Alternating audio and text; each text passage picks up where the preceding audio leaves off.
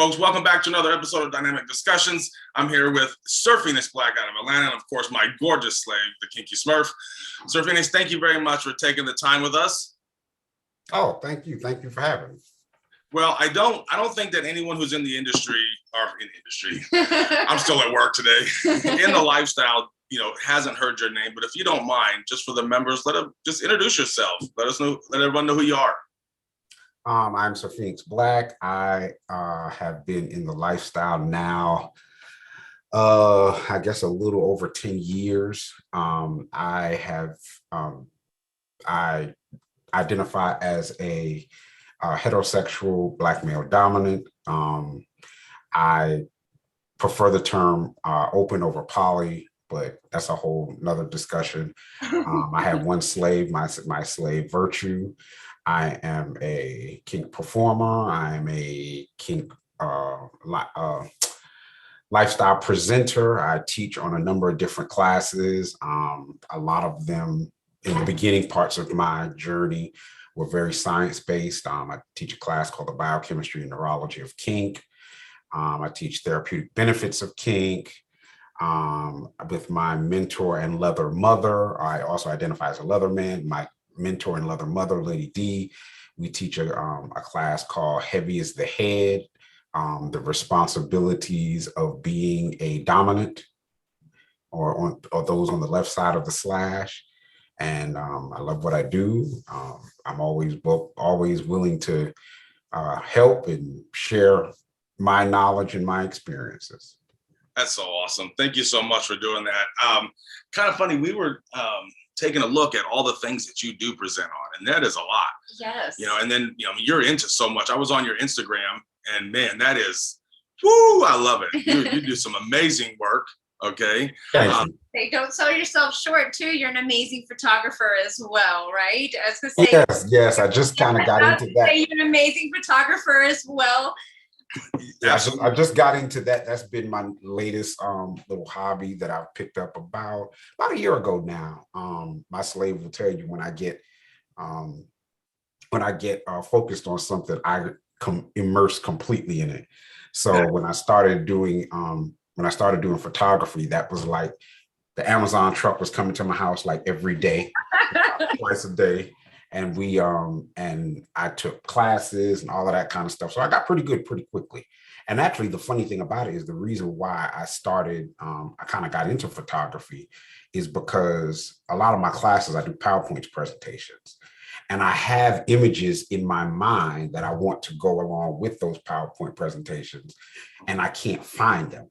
So I said, well, fuck it, I'll make it. Right, produce it yourself, right? Exactly, that's a damn good point. Anyone who writes knows that finding an image that goes along with what you're really trying to say is difficult. Oh, yes. Absolutely. So and my slave loves it because she has her own personal photographer. That's absolutely. Right. And you have an Instagram just for that, right? Right. Isn't that altered ego photography, correct? Right. Yes, my photography work is on Altered Egos Photography on Instagram. On my kink part of my life on Instagram is at Real Phoenix Black. And then you can find me also on Facebook at Sir Phoenix Black.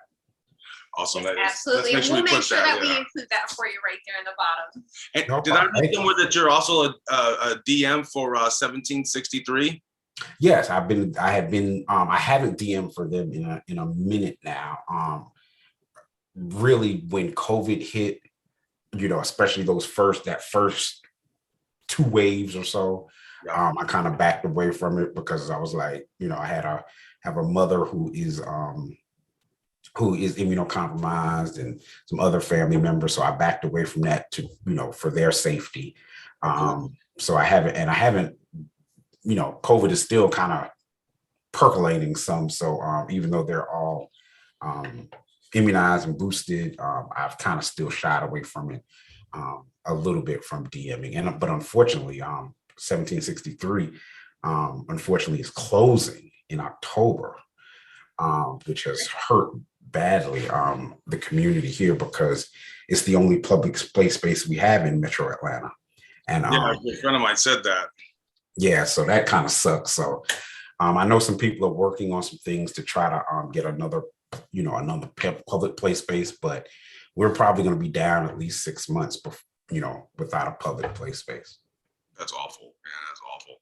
But I learned a lot. I learned a lot at 1763. DMing, I tell people that DMing is one of those things like you can get your associates from YouTube. Oh, you can get your associates in topping from YouTube. You can get your bachelor's in topping going to conferences. But if you want to get your master's degree, DM. I bet that's the truth. I bet you see everything. Oh yeah, you do. You see, some nights are a little, slow, but every now and then that full moon hits and you see some people and you just stand there and take notes. That you talking about the whole COVID thing hitting brought up a topic I did want to ask you. What are some of the things that you got on your calendar looking forward to, or are you still kind of waiting on all that? I still have some things on my calendar. I've been very involved with Sapphire, which is a dungeon up in Knoxville, Tennessee.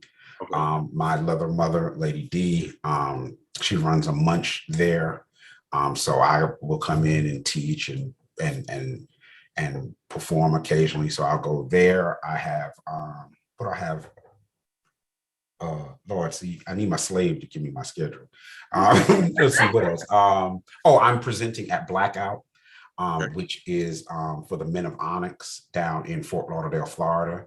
I am presenting on Single Tales, teaching class on Single Tales, and Lady D and I are teaching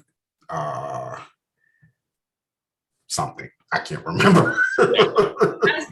But I know I'm teaching the Single Tales class because. And you're also involved in the Fetish Ball too, right? I was gonna say that's something you did this year, wasn't it? Oh yeah, I did Fetish Ball in April. That was great. I performed. Lady D and I presented the class Heavy is the Head about the responsibilities, and struggles of being on the left side of the slash. And the class went over fantastic. Our performance went over fantastic. We played it. We had our kink night at the Baltimore Playhouse, which I honestly think is the best play space in the country. I haven't even been to every play space in the country, but I can't. It's hard for me to believe that there would be any play space better because it's so big. It's about the size of your average supermarket. Oh my God, really?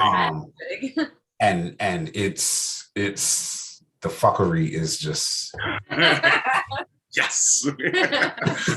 I think I'll just move in right here. Yeah, so we had a great time at Fetish Ball too. That must be really cool to be able to work with Lady D. I've never had the pleasure of meeting her, but man, I mean, that's a legend, right? And so I've heard so many amazing things about her. That must be pretty interesting to be able to have that access to that knowledge, right? And I've never been. Lady D is, we're so close. So sometimes, you forget that you're like, she's a legend in what she's done. She all the time I say like Lady D had the first play space in Atlanta called Pep House. She's started munches in South Africa. She's been to Alaska. As a matter of fact, we put in to present for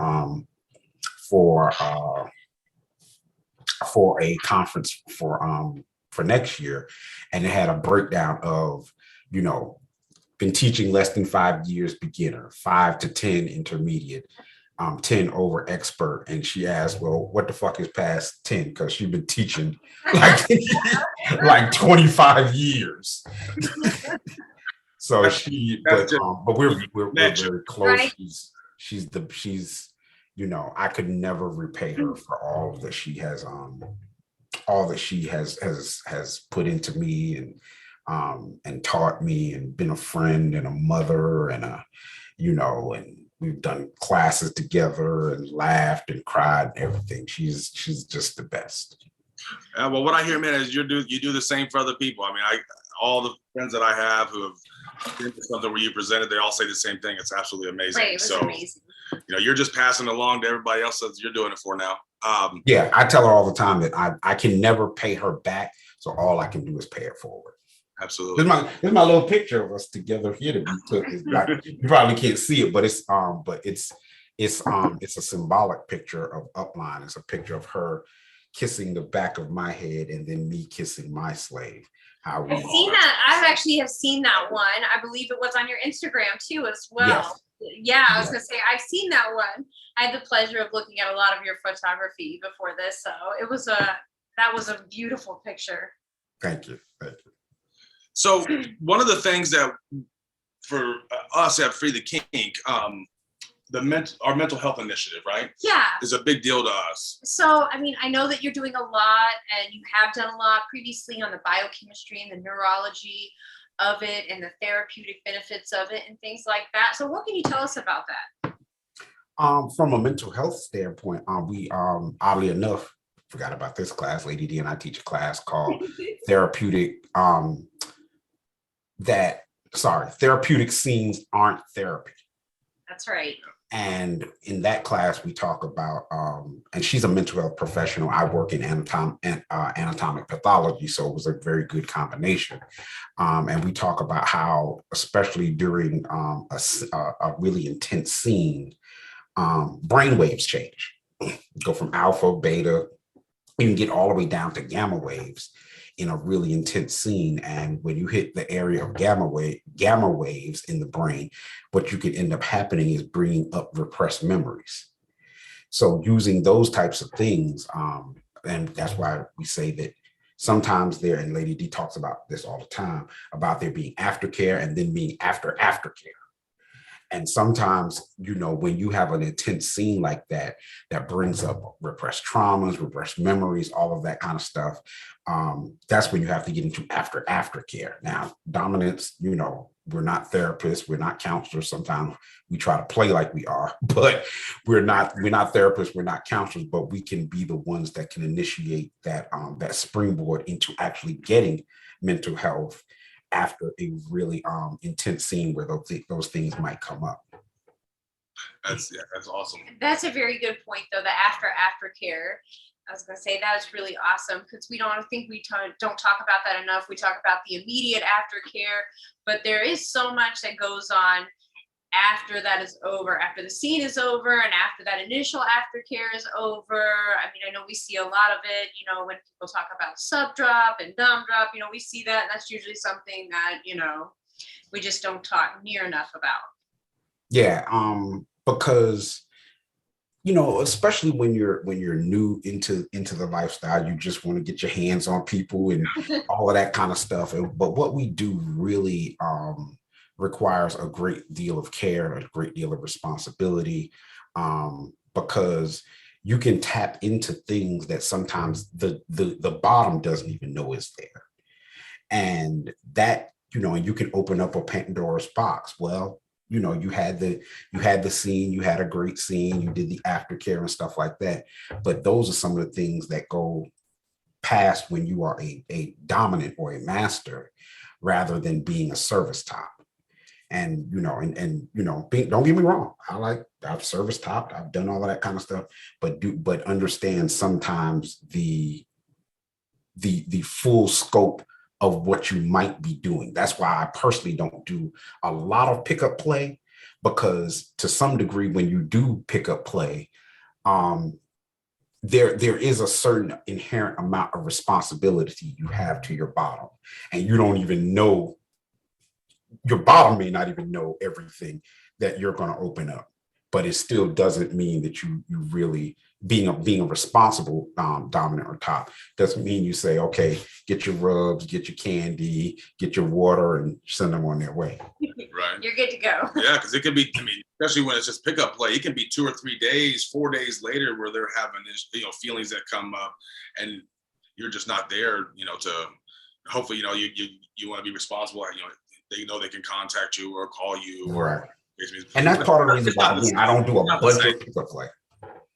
Yeah, I get it. Right, and that's not always the case with everyone either. Yeah. Is sometimes there isn't that contact afterwards and things like that. Yeah. I mean, we always hope that there's that responsibility, but that's just not always the case, especially when it comes to pickup play. Yeah, Yeah, pickup play is like I said, pickup play, you can learn a lot, you can explore a lot, but it's definitely not something that, and especially early on, especially mainly for bottoms, but it does happen for tops as well. Like you're in this frenzy and you're like, oh my God, this is a world I've never experienced.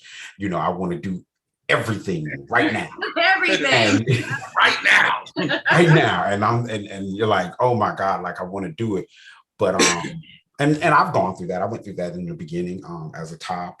I've you know, and have seen many bottoms go through that.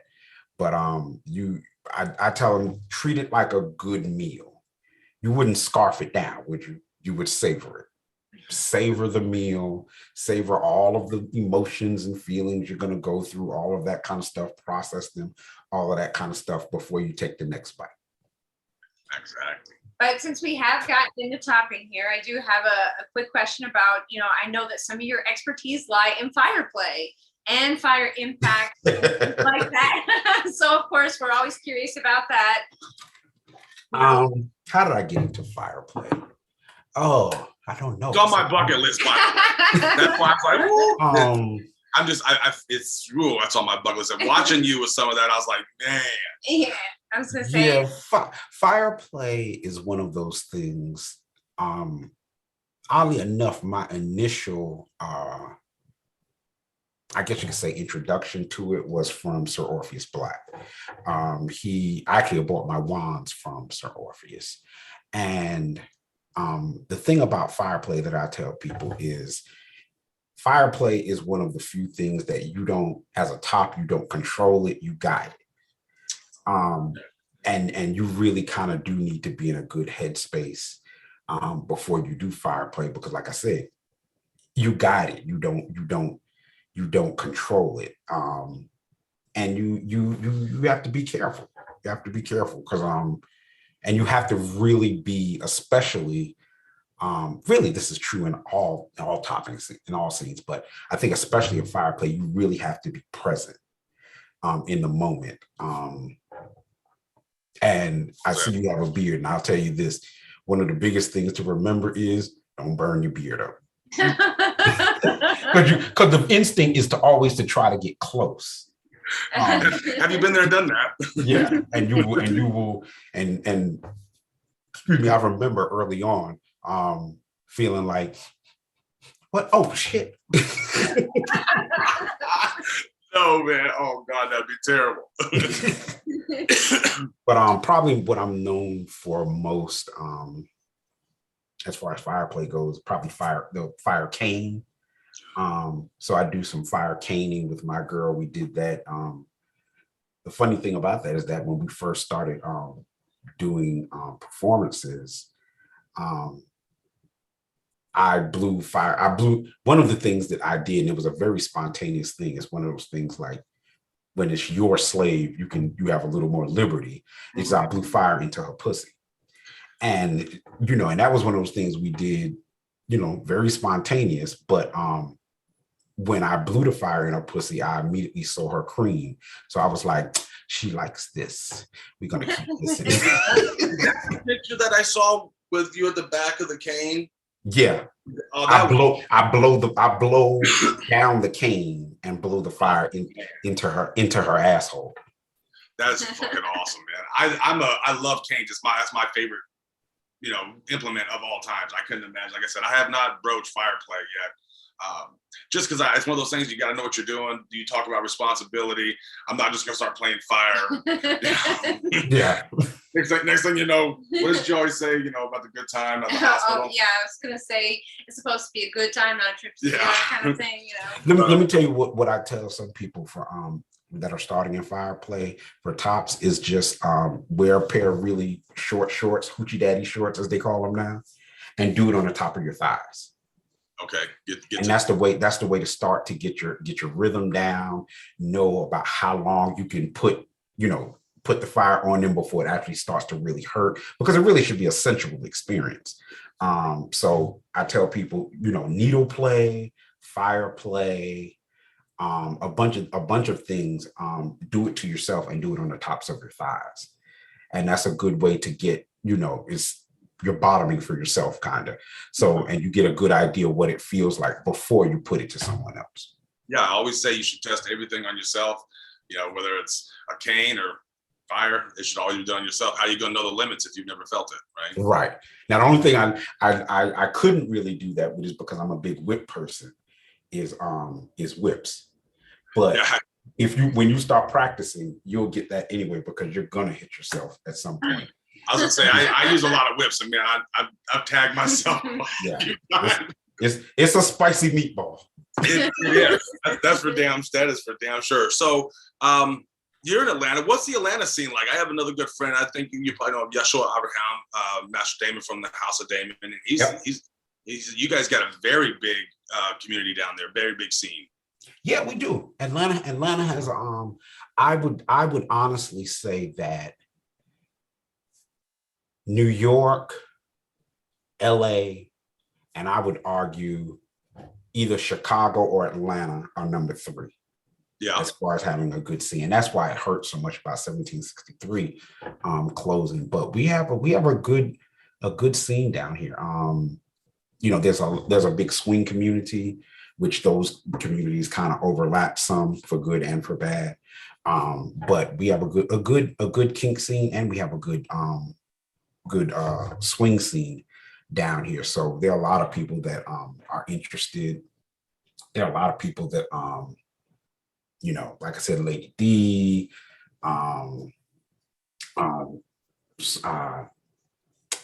Sir Mason, Sir Pharaoh. We have a bunch of people. We have the Men of Onyx. We used to have the Atlanta Eagle, which was a leather bar, but that closed as well.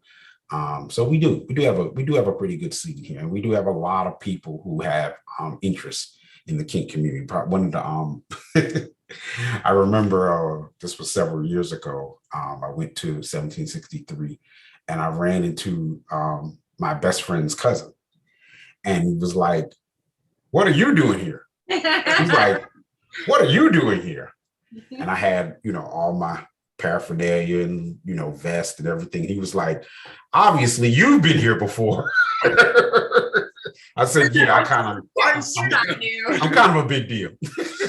You know what? I might have come through the door a time or two. Yes, absolutely. Yeah. One of the things at FTK that's important to us is always looking at what challenges the lifestyle faces and what we can do to make it better. I mean, for us as a community, we have about 30,000, 31,000 people. We're not obviously one of the biggest communities online or anything, but it's important to us that we're always looking to be the help lift, voices that are marginalized and things in the community that we can do. What do you think some of the biggest challenges are that we're facing today, Sir Phoenix? Ooh. Oh yeah, you thought we're going to be just a fluff interview, right? What are some of the challenges? And not to put you on the spot, just someone who's got the experience that you do. We have so many new people coming in. What are we facing? What do we got to tell them? I think that there are a few things that I find as the challenges. Probably the thing that's kind of in my crow most right now is I feel like there are a lot of people that are trying to monetize off the community, and not really have a commitment to the community, just see it as a way to make a buck. That's probably one of the things that probably is in my crow most right now. I'm not a swinger, but I've performed at many swing events, and I think there does need to be the acknowledgement they are two separate communities. Yes, they are. There seems to be more and more overlap with that, and not a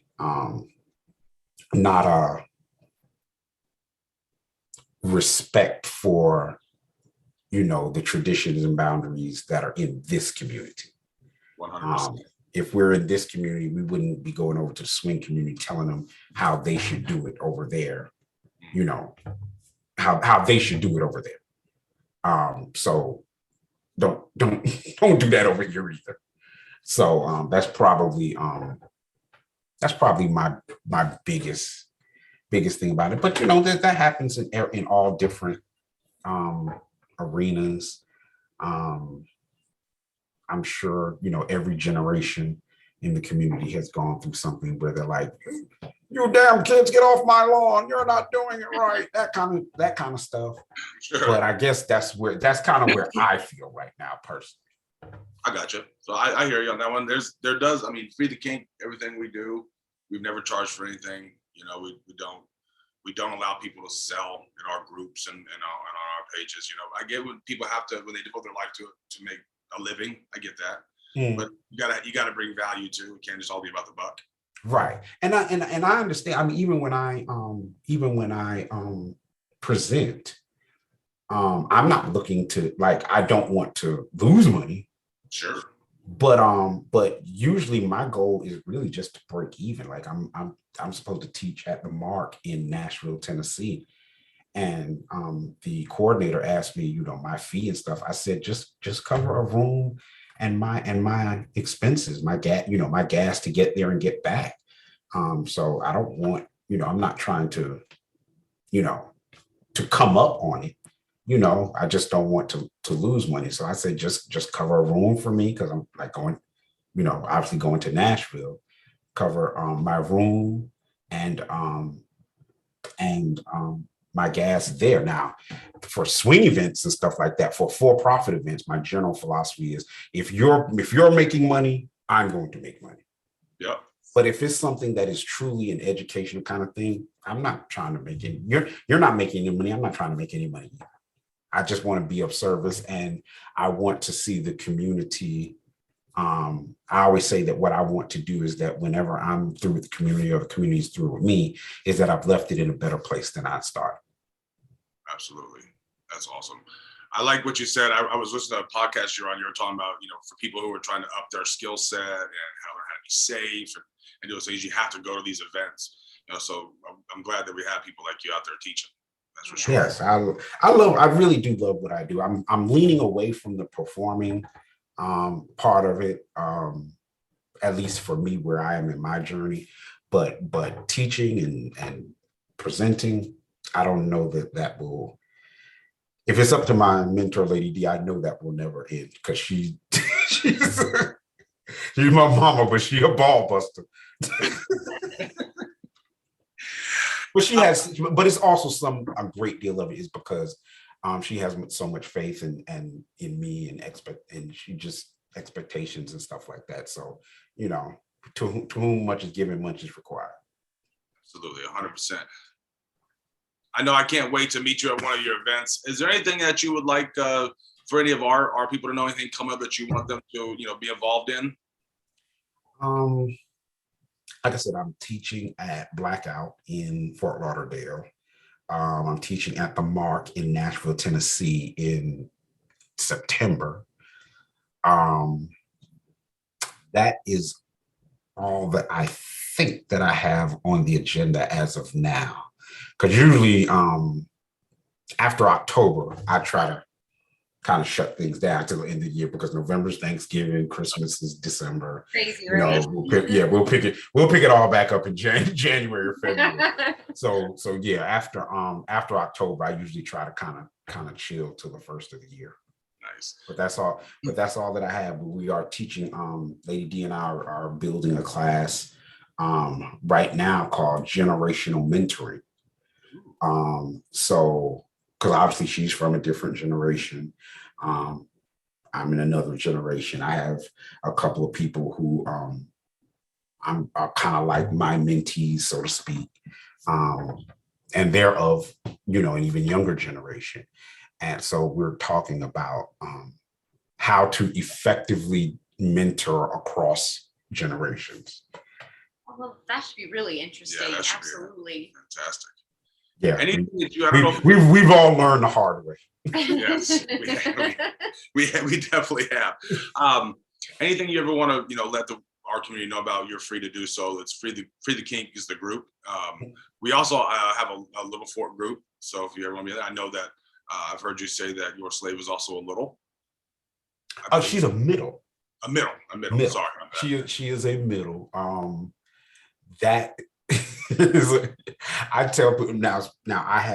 I have had some slave who is a little, and I tell people that if you have a slave that's a little, you're automatically poly, because you have two different personalities that you're having to navigate. I hear you, man. That's what I hear. I don't think I'd be very good in that spot. But yeah, my slave is a middle. She has started to get her feet wet as far as presenting. She taught a class with Lady D called "Looking for Love in All the Wrong D Types," which she stepped on a lot of toes. But she's definitely one of those that prefers the background, doesn't want to be, out front and stuff like that. But I'm very proud of her. She's done great. She's a great partner. She's a great slave. She, like I said, she's starting to teach. She's a member of an organization called Leather Girls of Color, but she's involved with that. They do a lot of community service, et cetera, et cetera.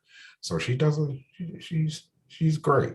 She's Very great. cool. Yeah, I was gonna say your house is very involved in community service and things like that, and giving back to the community. Oh yeah, we like I said, I say a lot of that because, like I said, and it's not just Lady D. There are a lot of people who have poured into me throughout my journey, and I could never pay them back. So all I can do is pay it forward. I mean, sometimes it bites you in the ass a little bit with people, but I feel like a obligation to pay it forward. It really is almost like a ministry to me. I think that's why I take it so personal when people try to. I feel like people are just trying to make a buck and monetize it. I think that's probably part of the reason why I take it so personal. But it really is like, my love, my passion, and I want to see, because I think it does. I made a post a couple of weeks back that says kink is always teaching if you're listening. And sometimes it teaches you in a very loud voice, and sometimes it teaches you in a whisper. But if you're listening, it's always teaching. That's exactly right, man. That's exactly right. Sir Phoenix Black, I want to thank you so very much for taking this half hour with us. We really appreciate it. We cannot wait to meet you at one of your events, so we're going to try to catch one of them as soon as we can. If there's anything Free the Kink can ever do for you, please let us know. It'd be our honor to. No problem. Thank you, and thanks for having me. Man, thanks for coming on so late. I know it's getting late there, so let you hit the sack, man. Thank you. Pleasure was ours. No problem. All right, good night.